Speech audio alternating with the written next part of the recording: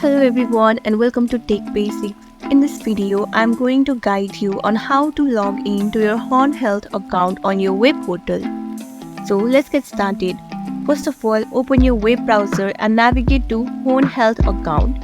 You can do this by typing Horn Health Login. Now click on Horn Health Login. After that, you will be directed to login page of Horn Health. Enter your email address and your password, then click on login. Make sure you already have an account registered under Horn Health to successfully log in.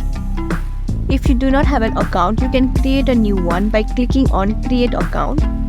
And don't worry if you have forgotten your password, you can retrieve it by clicking on forget password. And that's it. Follow these simple steps and successfully log into Horn Health account on your web portal. Thanks for watching. Don't forget to like, subscribe and share for more tips and tutorials.